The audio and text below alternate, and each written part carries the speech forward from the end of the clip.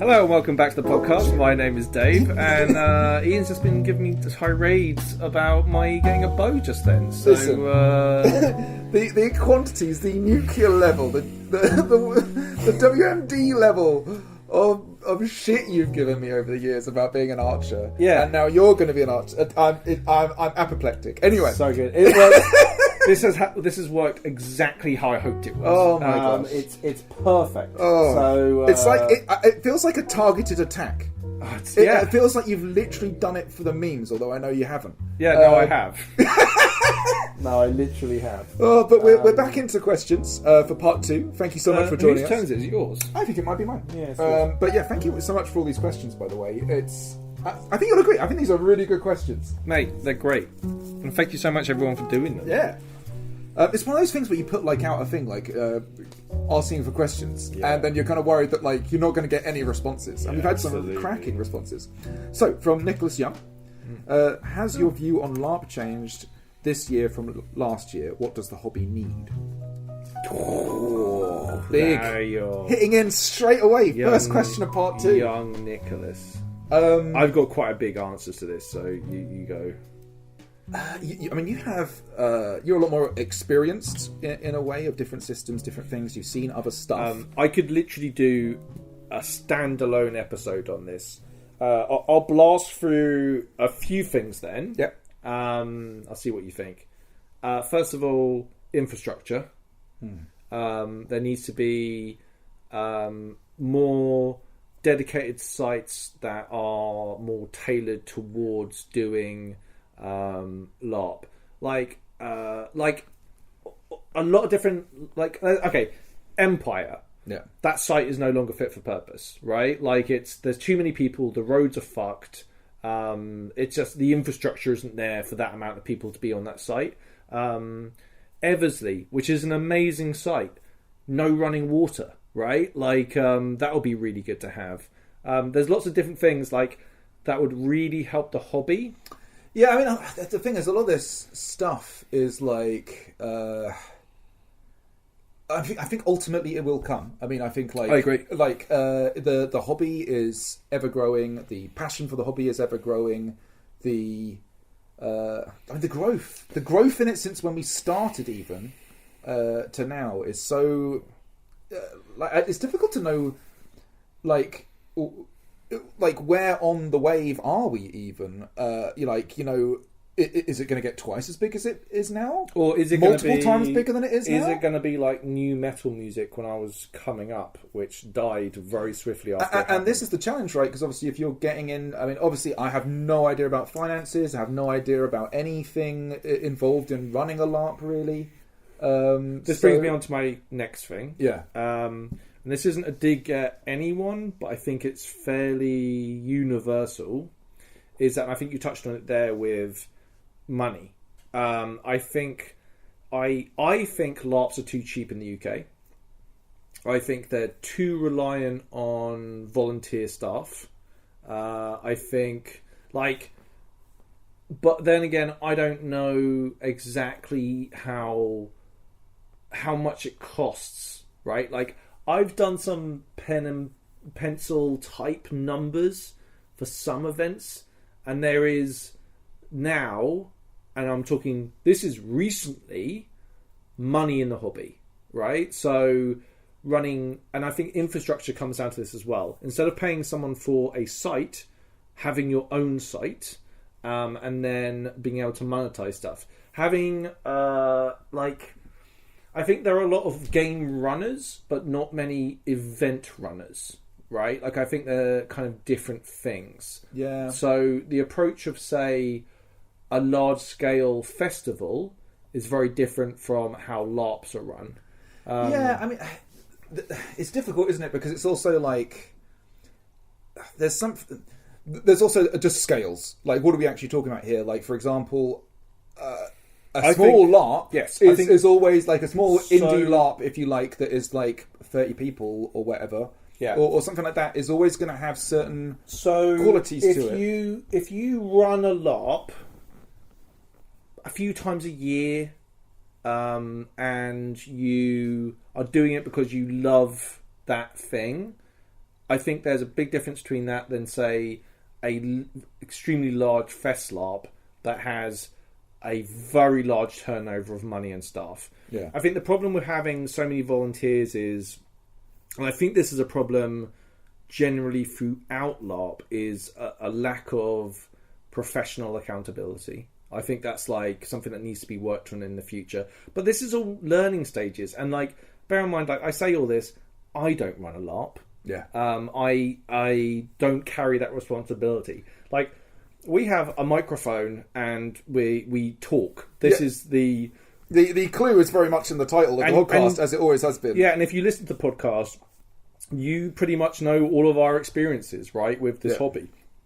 But like, I would also like to see a change in how ticket structures work.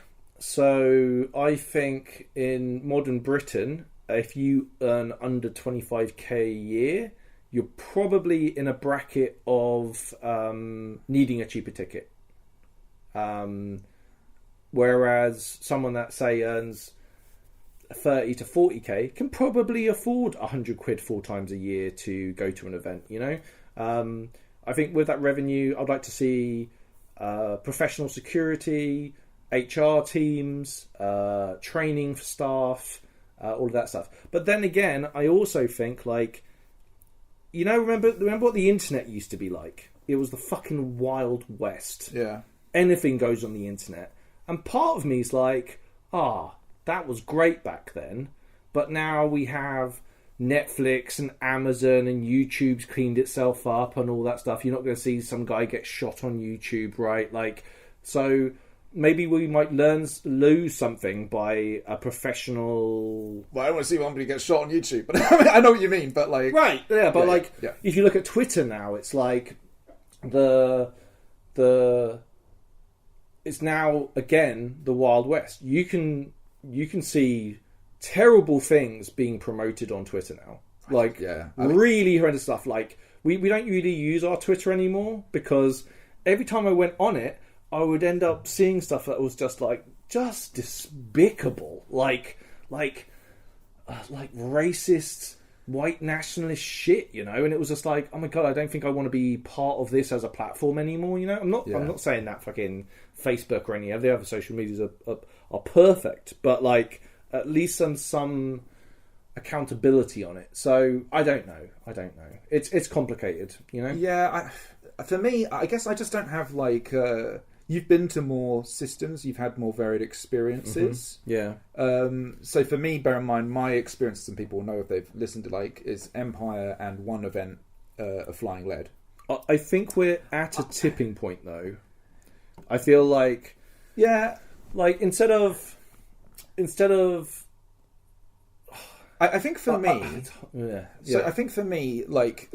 And this is separate from, like, the systems and stuff that you're talking about, which is not really something that I don't really have a good perspective on it because you've been to like things in other countries and stuff. Yeah. But for me, like the thing that was really noticeable about Flying Lead was like the way that it felt like things that people were doing.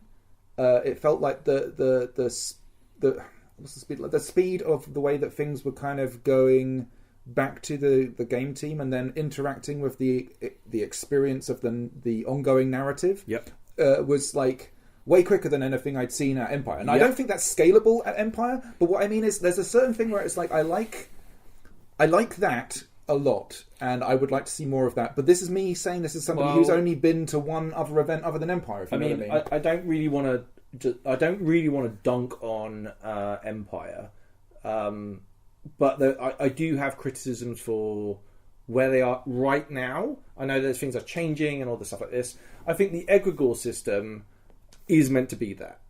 So they're a funnel to help out the game, right? Whereas, like, I think the scale of Empire now, it's too many players for how many buttons are left in the field, and a lot of those buttons are looked after by. I think there's a lot of problem with monopolies in Empire and closed circles. So I think there's lots of people, like, we spent at least our first year or two just wandering around interacting with players, which is great. Yeah. But there was no plot whatsoever. Now you can do stuff like, I know that they search for if you put something in your character description, then they sometimes they mine that. Yeah, exactly. But I think that's something that, for a new player, especially dyslexic, and how deep the lore is, I think you probably need something a bit more dynamic, like people, crew inside the nations, getting an idea of what's actually going on inside the nation, and then them reporting back to game team to let them know what the vibe is, what's happening, all this stuff. But then again, I know that Empire, this is deliberate, right? They want to let this kind of libertarian point of view of let the market fix itself, right? Yeah. You set the game parameters, and then everything that happens inside the game space is kind of player led. So again, I don't know what the right answer to this is. You know? No, again, I think because the scales of what I've seen have been literally one event at a different system, and I can see how you obviously couldn't run Empire that way. Mm-hmm. Just the economy of scales, the number of people you would need just wouldn't function. Bear in mind, I enjoy Empire very much for what it is, for how I'm playing the game. But then you'd think, because I know that ILARP and Northern Kingdoms, they work their butts off, and they are constantly talking to the crew, and they're constantly feeding back, and it's it feels a lot more dynamic, right? Yeah. Even if you take, for example, last Northern Kingdoms.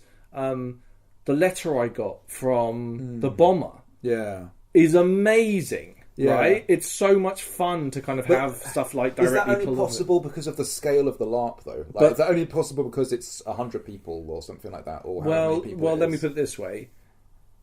Why is the scalability a problem? I don't know. That's the thing. I don't know. So this would be how you'd find out, right? So what it's more like is structures of things. Right, so if you want to have feedback from crew interacting with players, well, go and have crew interacting with players, right? And then have that directly fed back to the.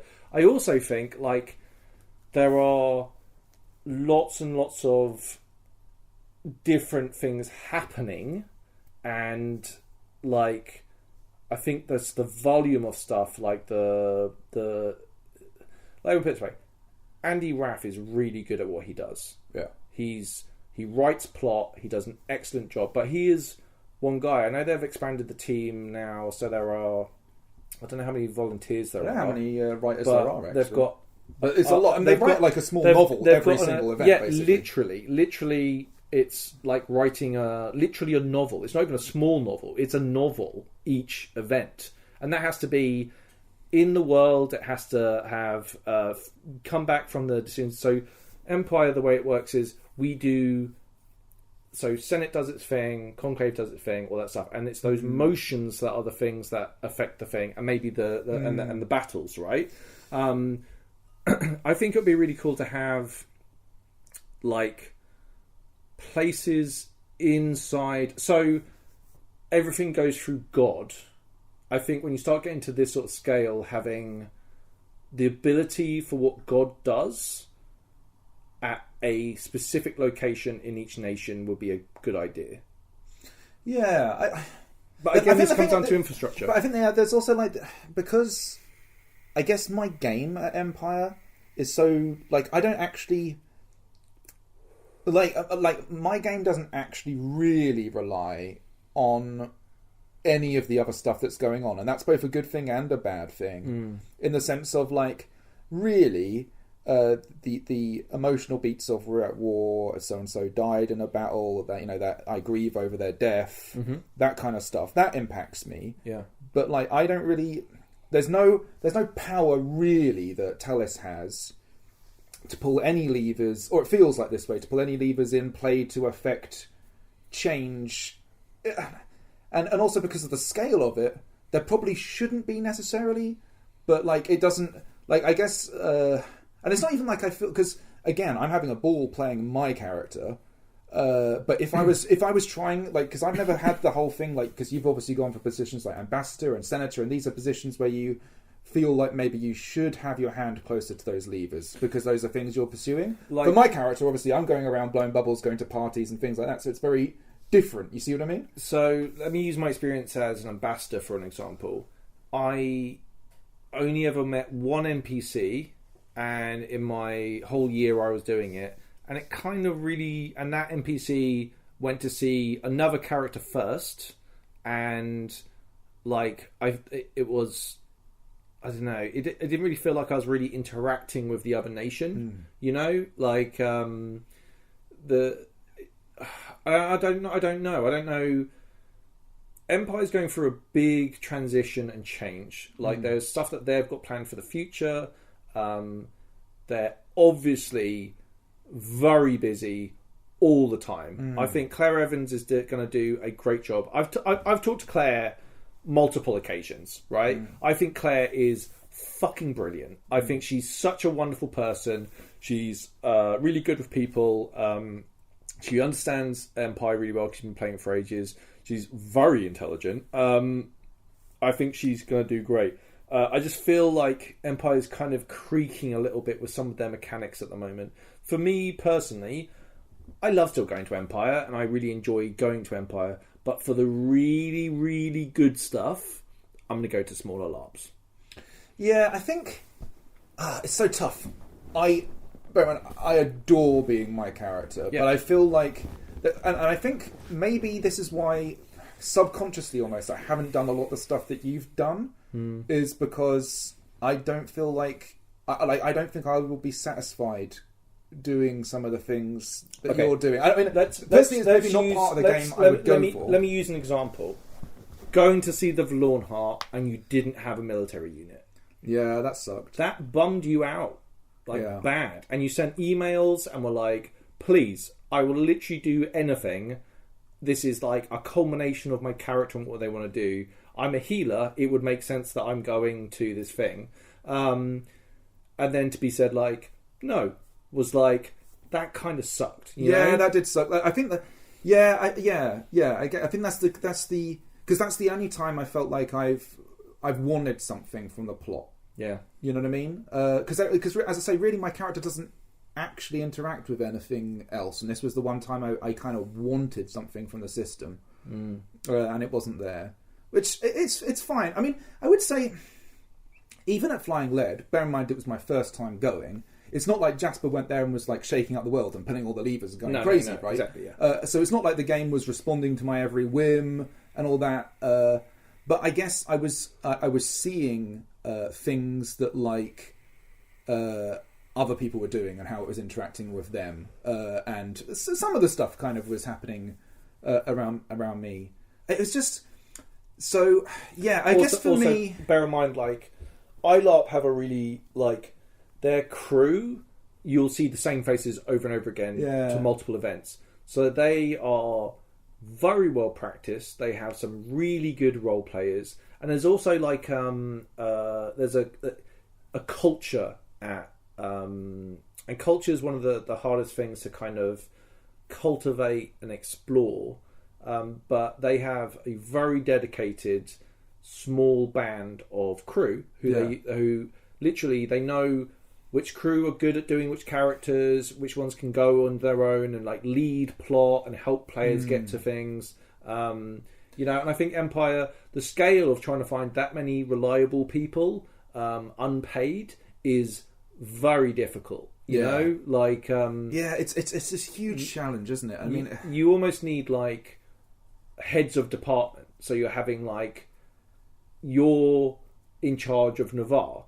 Right, and then they will have volunteers under them who will dynamically build off plot. Right, it's difficult. It's really tough. Yeah, I mean, again, I think like I don't know what you can have to maybe scout other countries and other LARPs and things and see how like their big fest stuff is done. So I don't know how the Germany stuff works, like the big LARPs they have there. They have like Conquest and Drakenfest. there's lots of interesting stuff in the continent, and bear in mind, I've only very briefly dipped my toe. Because you haven't done like a big fest LARP in a different country, we're thinking about going to Conquest maybe next year, and taking a minibus down and kind of loading up, and we all go together. Yeah. They have some really good stuff, like infrastructure wise. You get the feeling German infrastructure's got, they're just good at it. But the I'm curious.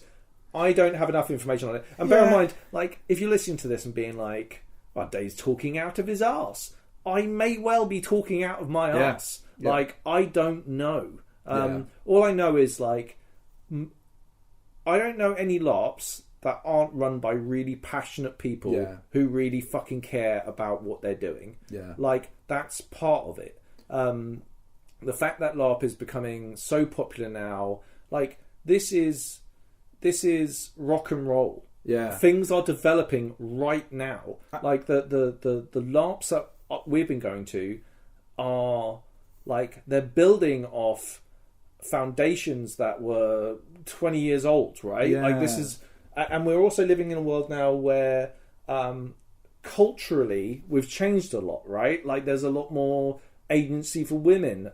The idea of our identity has become front and center in a lot of these things, right? And like acceptance and inclusion and the nastier side of things to do with safety and all of that sort of stuff. Like these are big things for people to take on. Yeah, it's scary, right? Like we have had personal interaction with someone that we thought was a really good dude and turned out to be not a good dude and doing very bad things, and we had to go through the process of trying to make sure this person wasn't able to harm anyone else. And it was very, like, fortunately the game runners, I won't even say what game it was, were very good about it. Really good. But like, man, that's a lot of responsibility. It's tough, right? And I think like I mean, all of that side of things, I have no idea.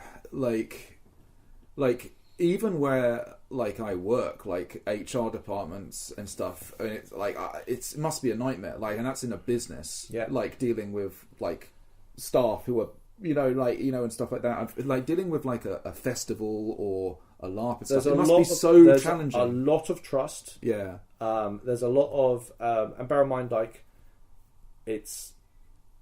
we were close to it, and there were like kind of that's not very good, and we talked about it and spoke to them about it, like that behavior probably isn't good, and we were quite stern about it, like, but then to find out like, oh my god, like so trying to spot this stuff is very difficult, and an awful lot of people who are victimized by these people, we unfortunately live in a culture where this stuff is very difficult to come forward for and to take action, and it takes a lot of bravery to do that. So fuck, this has gone really dark, man, but fuck. I think to lighten it, sorry everyone. I think like one thing that has sprung to me, I think it's just because I had the chance to go to another LARP, was like the wealth of different types of LARP and themes of LARP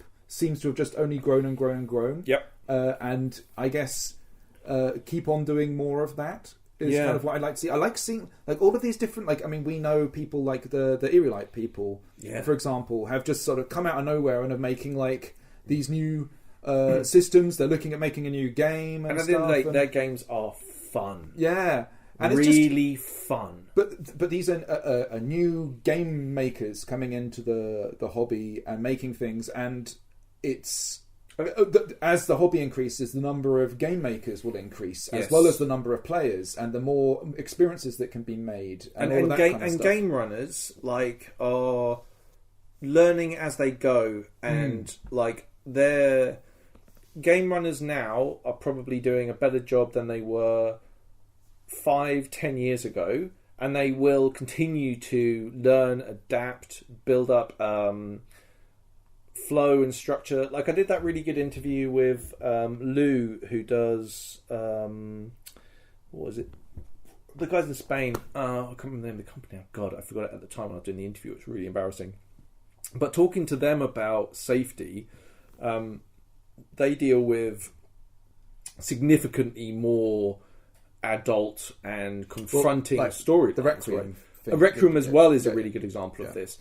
I don't think I've ever felt as safe as I did at Requiem, which is bizarre because it dealt with some of the most horrendous fucking narrative and mechanics and all that stuff. But I don't know, LARP is art, and you can do all sorts of that. Yeah. So some things are in bad taste. Some people, their understanding for what good taste and bad taste is.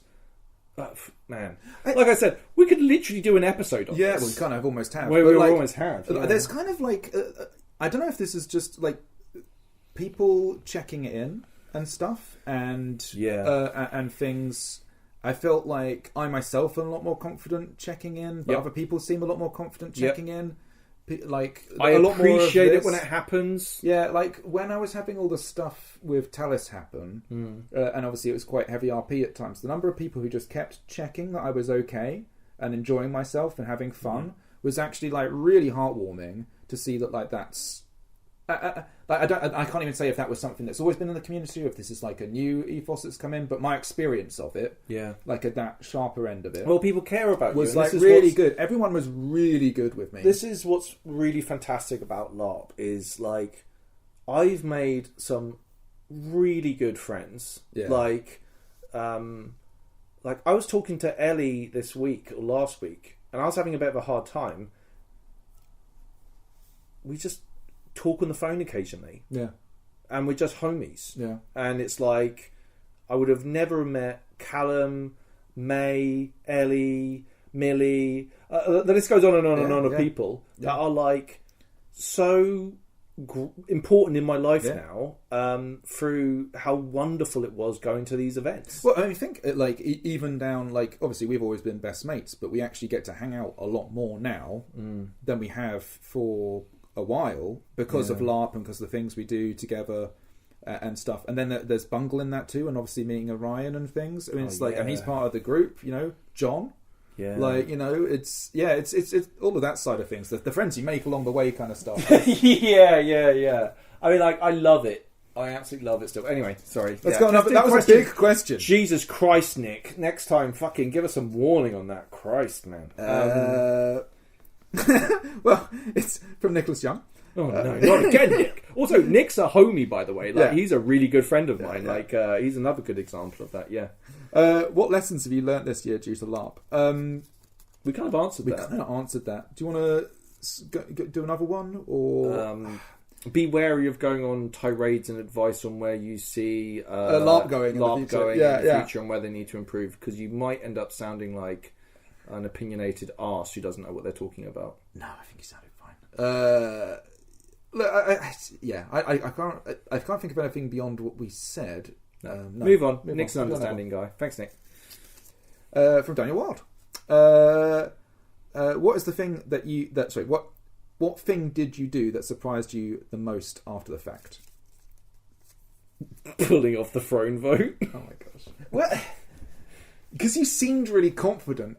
Yeah, I seemed walking confident into it. But what was what kind of odds did you give yourself going in? 60-40 in your favour. Yeah. I believed that. And because you acted a lot more like you were 80-90%. Yeah. Well, you have to. You have to. Yeah. If no one else is going to be For the people, man, if only I could express actually how amazing that moment was. To be when it all came down and it worked, and I was on the outside, and I was literally, everyone was going mental in the crowd there, and I was calling out to you. Get Ashbourne, you couldn't hear me, and you were so in your thing, I just stopped because he's just loving it.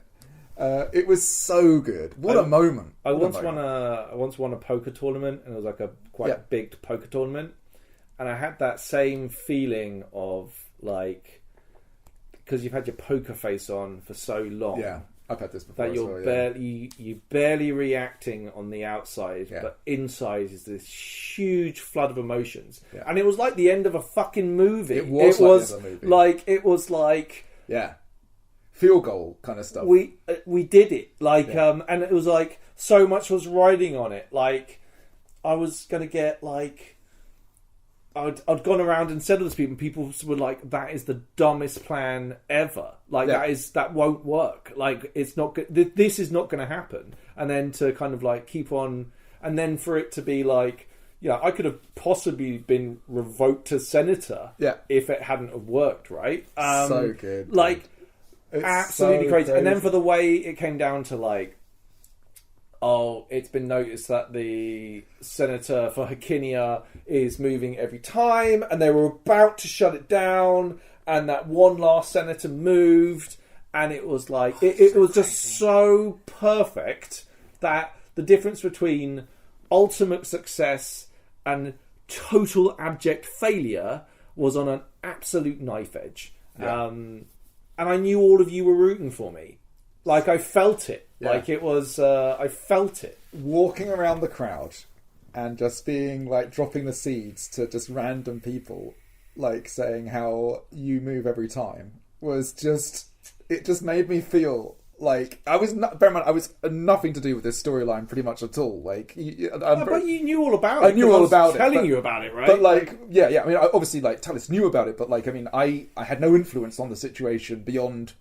the shit I'm able to talk in the crowd, right? Yeah. But it was so much fun just to be like in on the know about what was going on and just sort of feeding it to different people so they could be on the know, and then having the little buzz go around. Different people like start pointing at you and stuff. It was so much fun. Oh, really? Were people pointing? Yeah. Because I would tell people, and then they'd point out to their friends who it was who was moving. Cause some people noticed and some people didn't, and they were like, "Oh, it was really fun. It was so much fun."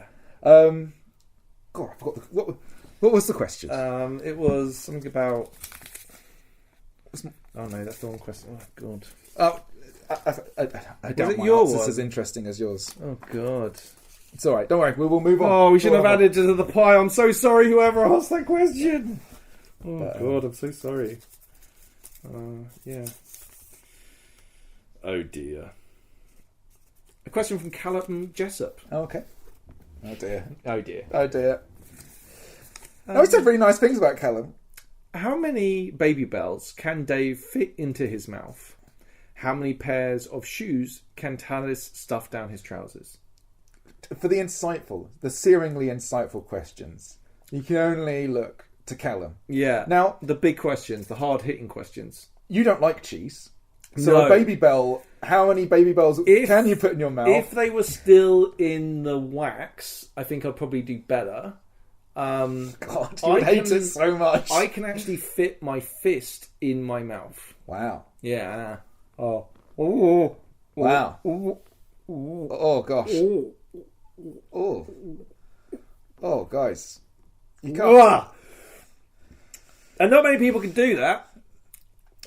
Not many people can do that, Ian. Some things you see and you cannot unsee. Now, you're lucky this is an audio-only podcast. I've never been able to see myself, obviously, put my fist in my mouth. But everyone I've shown that to has a similar look to how you have now. They think it's quite horrifying, like a snake. Like a snake dislocates exactly here. When they swallow something that's just a little too large. Yeah. So I don't know how big a baby bell is. But I feel like quite confident that I'm like a hamster. The thing is, of a man. It feels like you could kind of end up choking on a few. I'm definitely. That sounds like it's going to be horrendous to watch, like and to do. 10?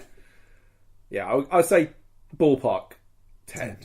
Now, how many pairs of shoes can he put down his trousers? Depends on the size of the shoe. Depends on the size. Are we talking like? And are they loafers or are they boots? Like if they're Crocs, they're in sport mode or not? Yeah, there's lots of questions. There's variables. You've got to be more specific. I actually have a bunch of shoes in the hallway, but I don't think... Also, how elasticated are my trousers? I would say at least, minimum, 1, 2, 3, 4, 5, 6, 7, 8, 9... I reckon 10 as well. I reckon I could get 10. At least 10. If they're compactable shoes. Are those stretchy? These are pretty stretchy. I reckon I reckon we're thinking way too low. I reckon 20 could go in those trousers. 20? I'm not sure I could fit You'll 20. be bulging and it'll be uncomfortable, but, comfort is paramount. Listen, if you're trying to get to see how many you can actually put in your trousers, sometimes you've got to... Listen, I just put my fist in my mouth.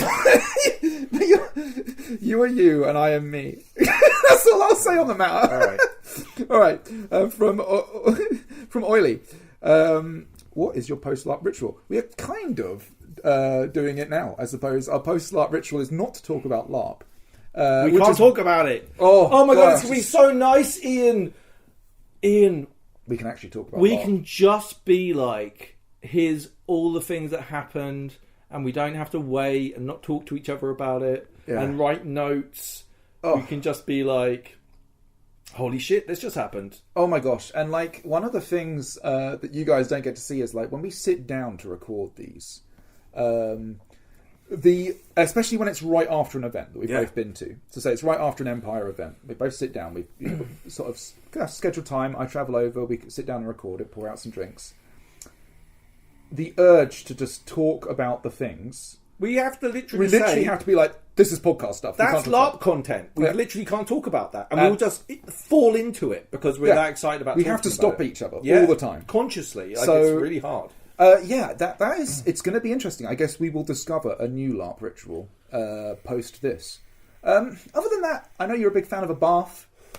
You love your bath. Now you settle in, everyone. I'm going to give you Dave's post LARP ritual. So, pack up the car, get away. I live 35 minutes away. Lucky bastard. I get in. My body is broken. My mind is swirling with all the things that happened that weekend. I come in, I dump all the stuff on the ground. I maybe sit on the couch for a short time and space out. Maybe some YouTube. And then I very much enjoy having a nice hot bath with some candles.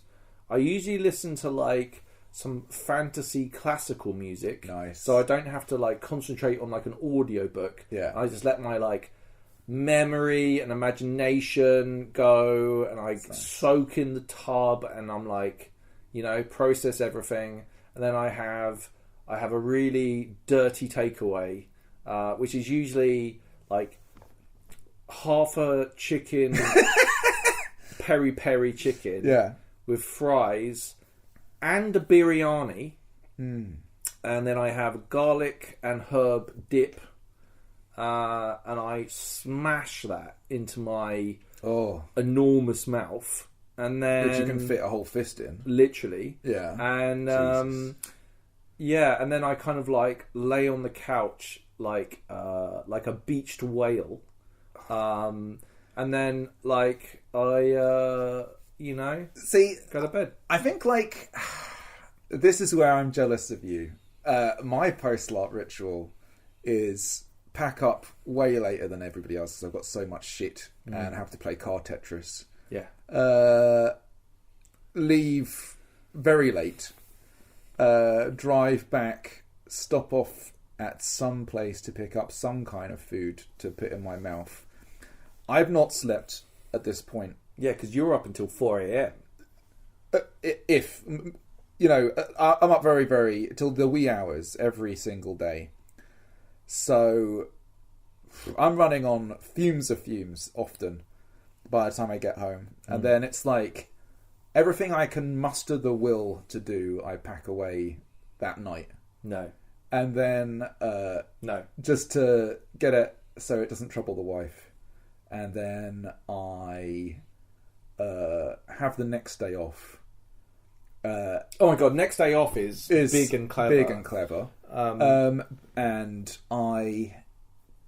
it's very difficult to put Talis down for that first evening. The voice takes a while to go, and I have to kind of like suddenly cycle out of like the little hand gestures and articulations need to sort of slowly fade away. This is 100% true, by the way. Ian will Talis for a few days afterwards. And like when we're this goes for when we're actually warming into an event as well, on the Friday, I kind of become more and more Talis.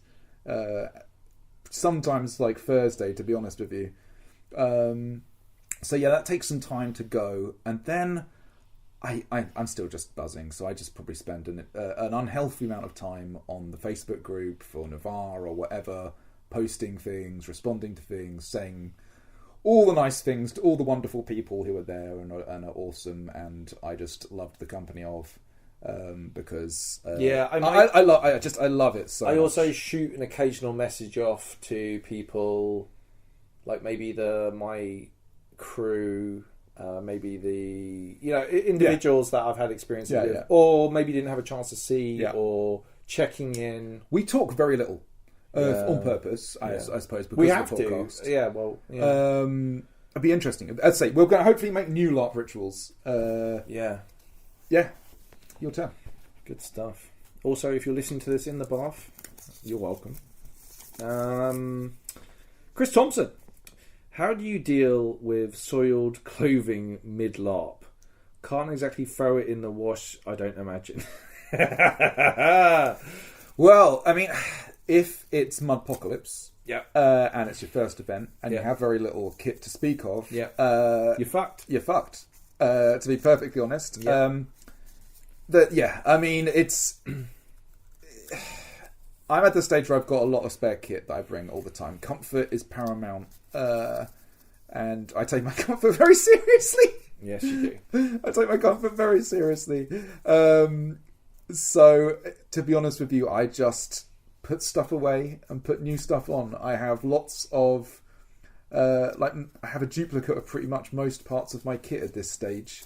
When it comes to me, Chris, I'm in the fucked category. A lot of my LARPs only have one version of that. Gallet's a little bit easier because I have like brown crappy shirt 1, brown crappy shirt 2. I have like 3 or 4 different pairs of trousers, a bunch of socks, and then a couple of layers over the top, so I can kind of mix and match a little bit. You've been quite wise with, like, because for example that sort of coat that you wear instantly sells the Gallet look with the seashells things, which of course is not something that can get ruined in any way. Nope. And of course your hair, the way you do your hair with the that's something again which can't really be soiled or ruined. Unless it was absolutely torrential. Yeah, and it's quite like trying to come up with like signifiers for characters, which is obviously another question and probably a whole episode in its own right. But in fact I can't really tell that story. I have had an outfit get ruined, and then I had to wear pretty much not what my character was wearing, including Crocs. It wasn't good, Chris. Listen. It wasn't good, Chris. Sometimes I'm 40, man. Do you know what I mean? Sometimes, Jesus. Sometimes you get the world. Sometimes the world gets you. Fucking hell. Yeah, it was disgrace. Right, go on, Mr. Jones. Okay, this one's. If you know, you know. Or that moment where. Do you remember the lap dance? Yeah, I wasn't going to bring it up. I got a lap dance? Oh no. When I had to describe to you that you're so bad, you were aggressively friendly to me. Oh, you were great. Went to the pub meet up and the guy was like, "You licked my face," and I was like, "Oh my god!" It was your birthday. I came in like a wrecking ball. Jesus, you had a very good. I don't get like that often, but no, when I do, I think that is the most I've seen. Now, this one's from Daniel Wild. I love you, dude. What role-playing moment are you most proud of? Oh, it's tough, actually.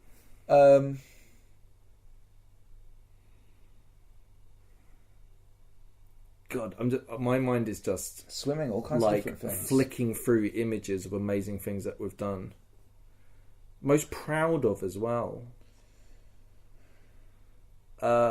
Organising Simwig's funeral. Yeah. And getting Pud big. to come along. That was and big. Generally all of that, because seeing Callum ugly cry was one of the... I was like...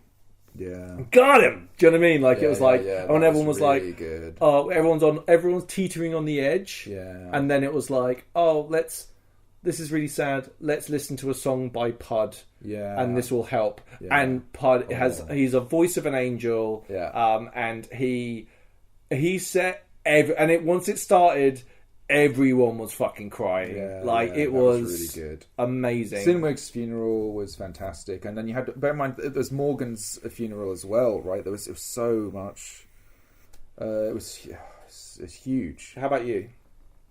Oh, that is a really good one. I think. What about the fashion show? Yeah, I was going to say the fashion show is the obvious one because you were so happy after that. Yeah, the first fashion show was incredible. To get to do it, to be big, and really here I am about it was fantastic.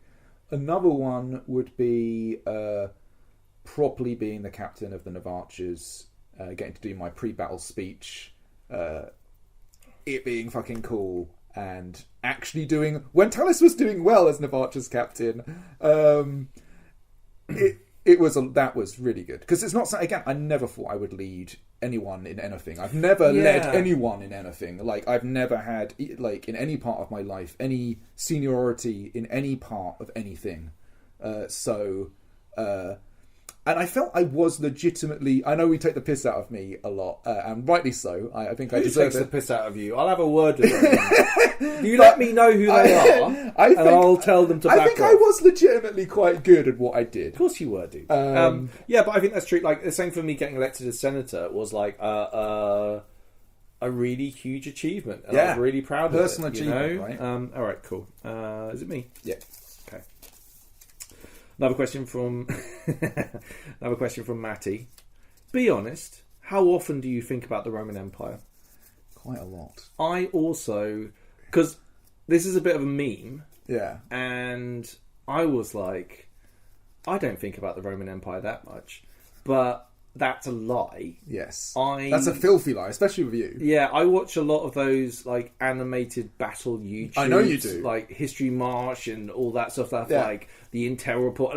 I have a big. That's my chill out. Yeah. Is to watch like medieval and whatever battles that happened back in the day. Napoleon's greatest. All of this stuff. And in all of this, the Roman Empire and Byzantium, which is like the Eastern Roman Empire and the last vestiges of what the Roman Empire, like their effect on history was huge. They are also the bad guys. Like, don't get that wrong. I'm not fanboying over the Romans. The Romans were massive dicks. Like, and we should not we should take cautionary lessons off the Romans, not weren't they great? But to answer your question, Matty, a lot.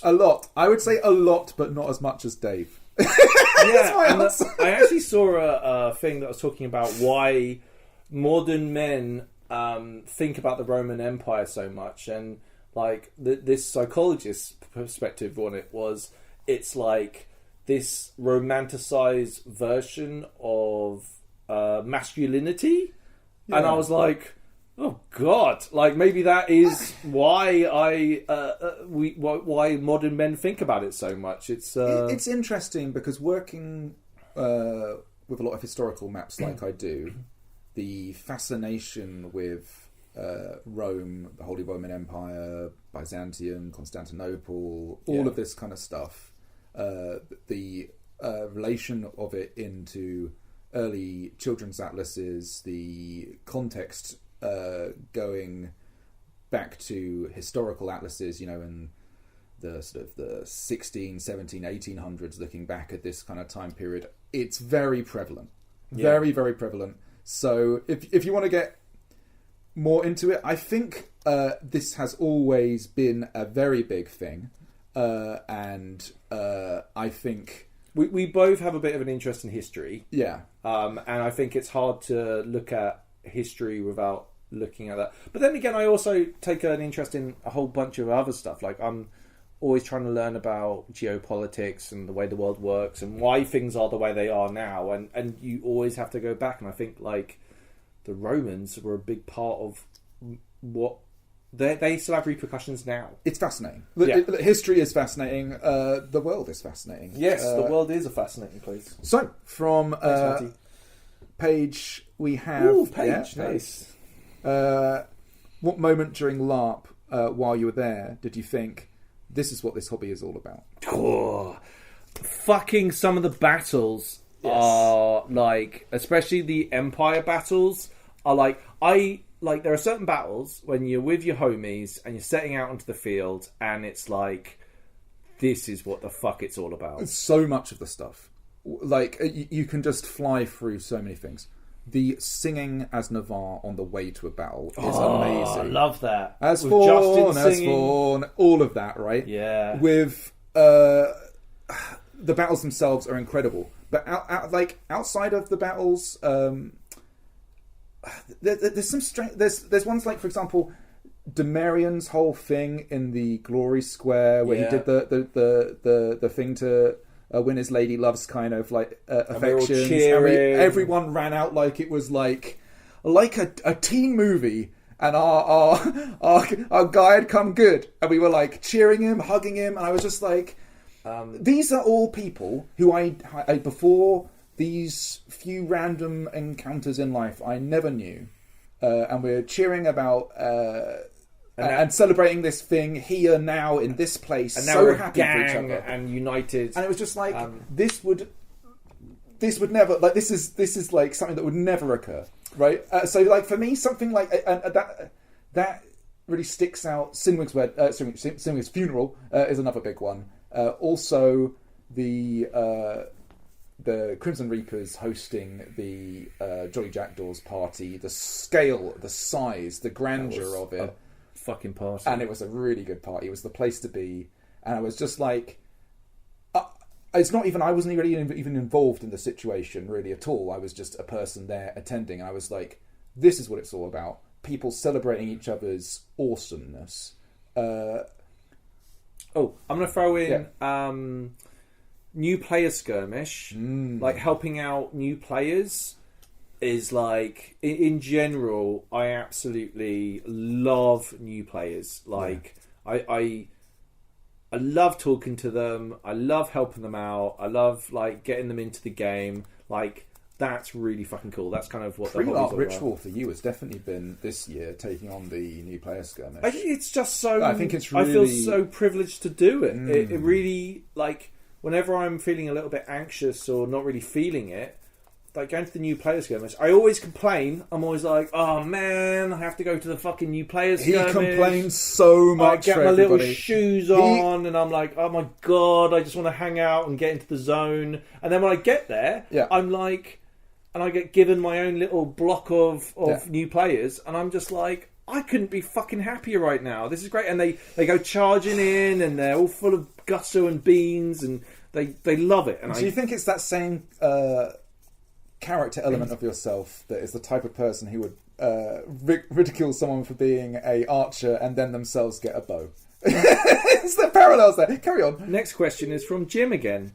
Would the LARP noobs ever consider hosting their own event, either Empire player event or an independent LARP, aside from Dave LARP, obviously. Dave LARP.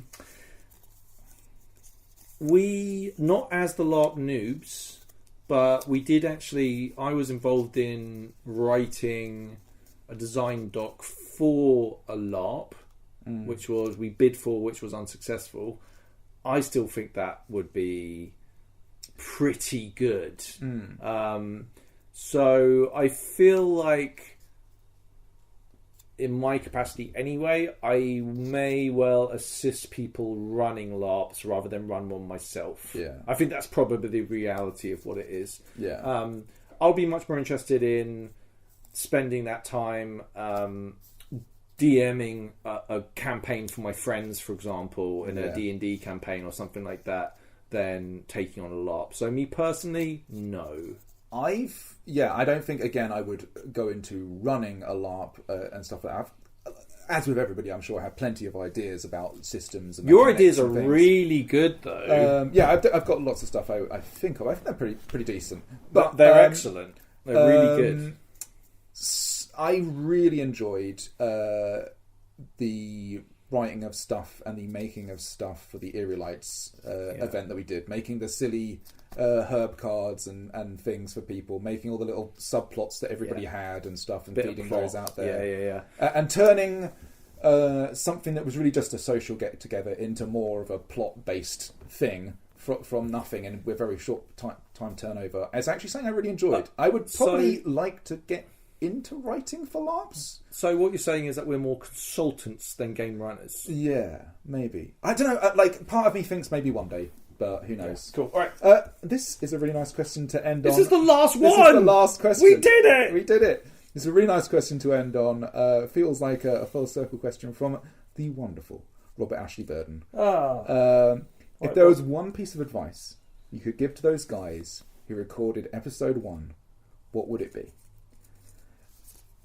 Don't buy Wish stuff. Don't buy Wish stuff. That was no. Oh man.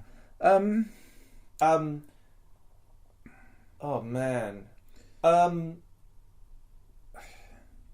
I think I would be like. It's something that we've kind of learnt now, which is one thing that's really great. And actually, this is a great question to end on because it will lead us into talking about us kind of generally pulling away from the podcast and doing other things. One thing that's making the podcast was like I like the idea of trying to do it from a new perspective of new players, and I think that was very successful. But one thing that was kind of really surprising and humbling and great was people just making us talking and listening to us chat on part of their LARP world. And like I would say, make the thing that you want to make and don't worry about how it's received or if it's perfect or whatever, because let the audience decide, right? Like, and I think this is something that's good for a lot of different things. Like, give yourself a chance and just do it and enjoy the process of doing it, and don't aim for anything. Like, I had a terminal case of basically starting projects and never finishing them, and basically doing the podcast, doing LARP was one of those sort of things in life where it's like I actually started to do things and release things and be happy with. You became a crafting machine. Yeah, actually putting stuff out and improving, and you designed Lamlar armor and built it. Yeah, like crazy stuff that I never thought I would do again. But it's like, so I guess advice would really be just like have courage in yourself and your endeavours, and confidence in your failures and your ability to grow from them.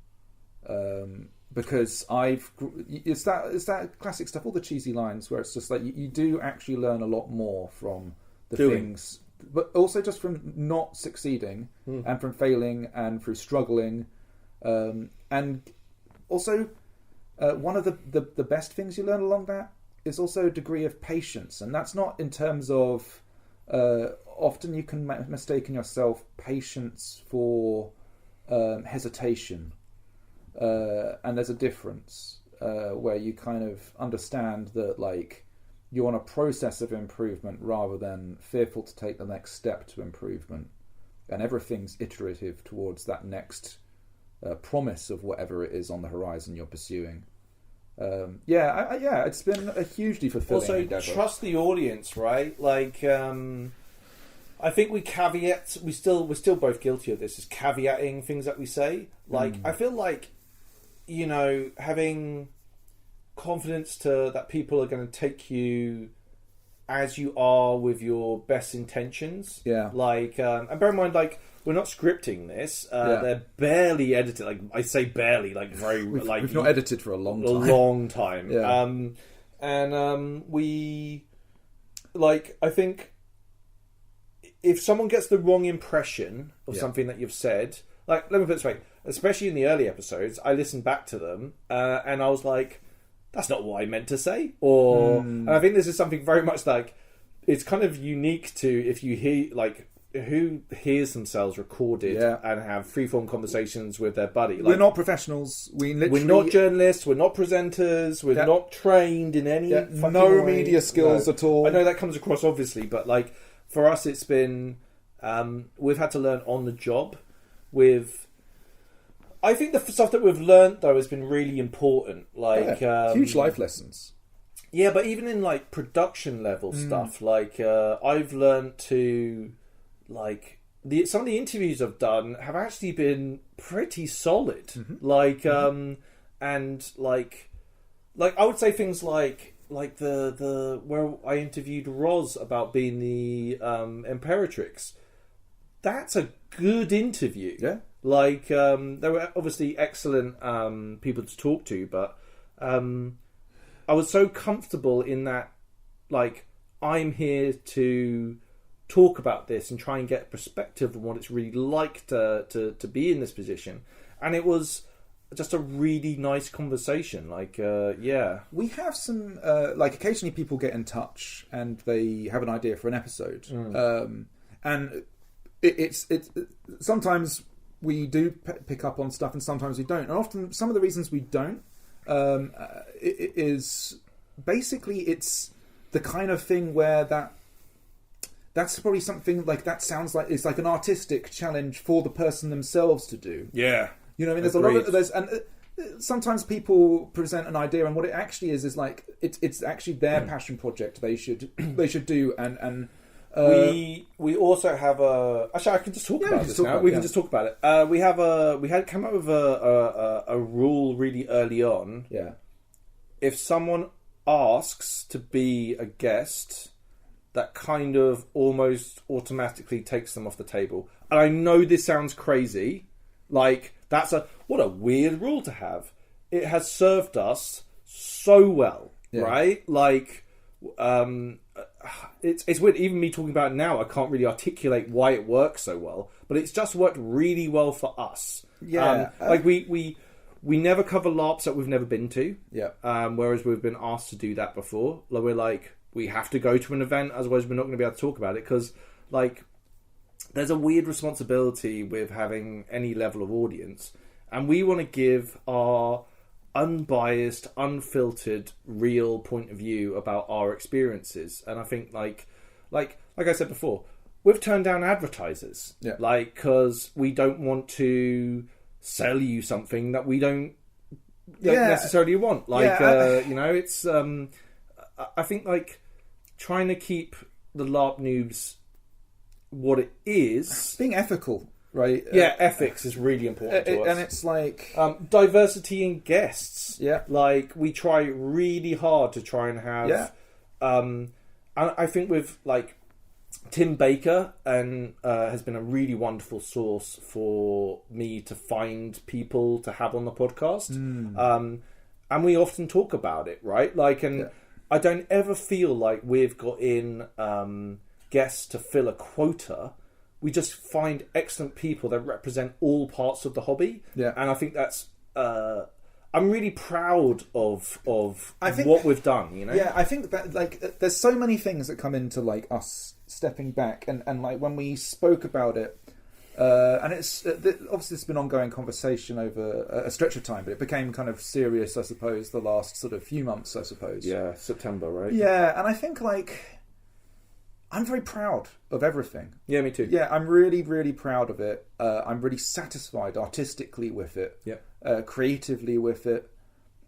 Expressively with it. I'm so happy when we've met people that listen to the podcast, how happy it makes them. Like, it really is. Like, when I started telling people that I was thinking about stepping away from the podcast, people were genuinely bummed out about it, and it's like something that I'm kind of scared about. Is like, I don't know who you are out there listening to this, but like, it's definitely not because of you guys or anything like no. that. It's just our listener base are the best fucking people. So good. They're so nice. That's the hardest part about it. Actually, they're so keen. They're creative. They're like really fun. Yeah.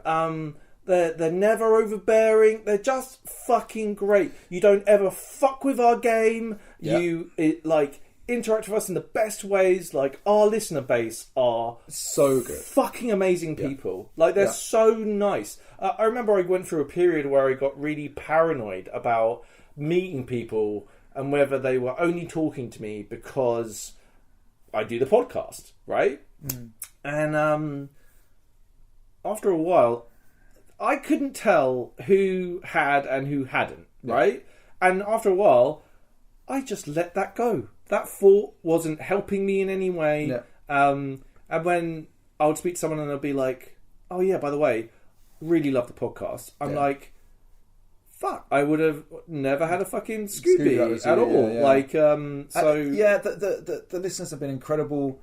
But also there's so much that, again, like, I feel like our stories have been really nicely told throughout all of this, like, both as us, but also our characters and the various systems we've played.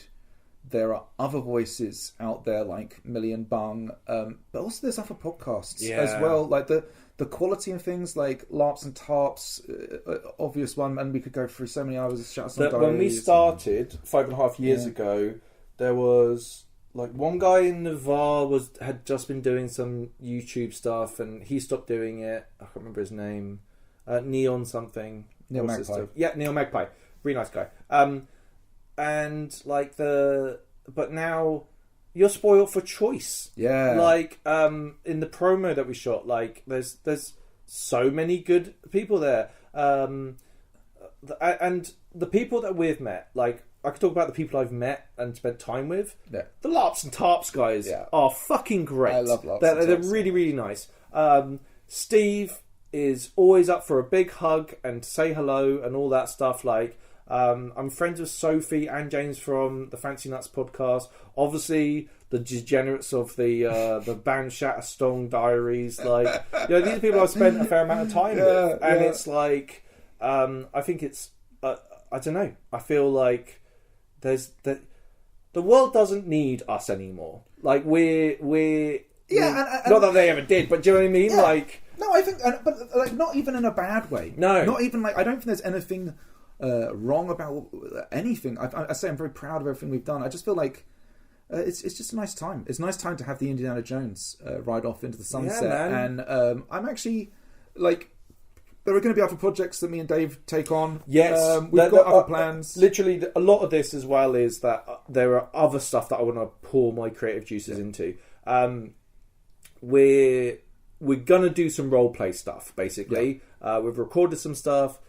Chris, a friend of ours, is going to be helping out with editing stuff, so there might be more video projects. There's a lot of stuff that I need to do, but now, once we get past January, I'm going to be able to give a lot more time and attention doing that. And basically, I think I like the idea of releasing our first episode for that project on the LARP Noobs, just so you're aware of it and you can listen in, and if you want to listen to that and then come and join us in the other project, that would be cool. But like, listen, Million Bung are going to do a fantastic fucking job. Yeah, I think you're in really safe hands, and you're in for real, like, interesting and different stories. Yeah, and I think ultimately you'll find that a much richer experience. They're fucking funny. Yeah. They're going to be great, and they're going to go through a lot of the stuff that we went through, and it's going to be great to watch it. And I think, bear in mind, I'm sure through osmosis, the storylines of Gellert and Talis and the other various types who play will pop up. I'm sure you'll hear about our characters more, but they're doing their own things and they're having a great time, and I think they're going to very rewarding. Smash it, dude. Yeah, they're going to be so good. They're going to be fantastic. I think the LARP Noobs podcast, which the name You hated it when we first started. I really hated the name when we started. You hated it so much. I know. And now it's like, good. It is good. We've managed to turn it around and turn it into something else. It's become its own thing, and it's been a real pleasure to be part of. It's been such an honour. Yeah, I can't express how much it's meant to me to see the little line goes up. Like, more people listen to us now than when we started, and we've had people come up to us and say that they got into the hobby because of what our episodes. And the range of those people is like, that's the fucking best. Yeah. That is literally the best when they're like, I got into this because of listening to the podcast. And that's like the most that's our aim. That was our to enhance the hobby, to make it better, to make it more inclusive and fun, and know what to expect, and give advice and learn from our mistakes, because we literally made all of them. I think we've always tried to be as honest as we can be, and put out all the positive vibes we can, and be just a force of good for it all. We've got to meet amazing people. I've got to interview so many interesting, fun people. We've never phoned it in. We've always been passionate and fun and all that stuff, right? Like, it's been really, really great. I just want to give you a big old smooch, listener. I want to give you 2 kisses on the cheeks, hold your head in my hands, and just look into your eyes with a smile on my face, and just say thank you. Thank you so much for coming along this journey with us. You've made both our lives life-changing. Genuinely life-changing. I think I can only really repeat what Dave said, but basically the quality of change you've made in my life and in Dave's life and things, it's hard to really put into words. It's goodbye's emotional. But it's sad now. It is sad now, but in a good way. I mean, it's bittersweet, right? We've loved it. We've loved it, and we've just loved being, I guess, strange little voices in your ears, talking silly things. I still love the fact that we had Jim listen to us on the Arctic Circle. We met Violet, who was our Kazakhstani listener. We get to see where the listeners listen geographically in the world. You get all the data, don't you? We're like a few months ago, we're blown up in Sweden. Amazing. This time round, Bulgaria's getting big. It's like, I love the idea of people listening to this all around the world doing all sorts of stuff. You know, it's fucking cool. Like appearing into your world, you know? Man, you're doing something mundane. You're on a train or something. You're on a train, you're on a listening to this bus. waffle. You're on a bus in Laos. Dave's still giving me shit about having a bow. Yeah, you're doing college work in a university in Washington, right? Like it's like there's and we've had some really nice correspondence with people. Shit, man. Shit. Let's thank our patrons. Do you want to do? We'll do one each, okay? So okay. I'll start off with Ralph Wellington. Thank you, Ralph. Rook Glanton. Glanton? Rook Glanton. Paul Venner. Stefan Belf. Ellis Q. Detry. DT. Detty R. Roz. Jason Lesnar. Oh, fuck, I got Mark Kurjian. Violet. Violet, yeah. Daniel Wild. Charles Yarnold. And that's it. Thank you so much. Thank you to all of you. And also thank you to people that have supported us over the years. That's only just a small taste of the people that are actively supporting the podcast at the moment. But there have been people over the years, and we really appreciate it. And all of you listening. Yeah, man. Fuck, dude. Hey, and thank you, buddy. Yeah, dude. Thank you. Come here, buddy. Yeah. Dude, what What a ride! What a wild ride! As my turtle druid Yeah, said, yeah, it's time. Or, it's time. yeah. We're going to be... I can't wait for you to hear the other stuff we have planned. If you are actually genuinely like really bummed out or just want to reach out, like we'll still be around on the social media stuff, so get in touch. Yeah. Like it's there's going to be good stuff happening, but Yeah. cool. Well, should we sign off the old classic one? Yeah, Strength of the Empire. strength to Navarre.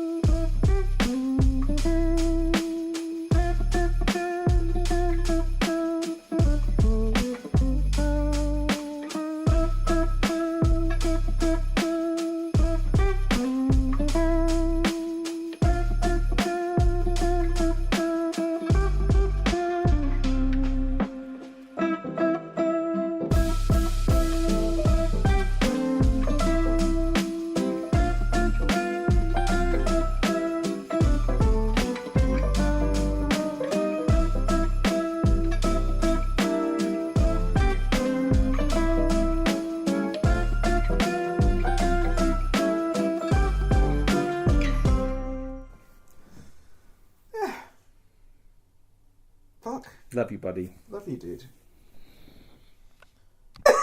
Fucking arsehole.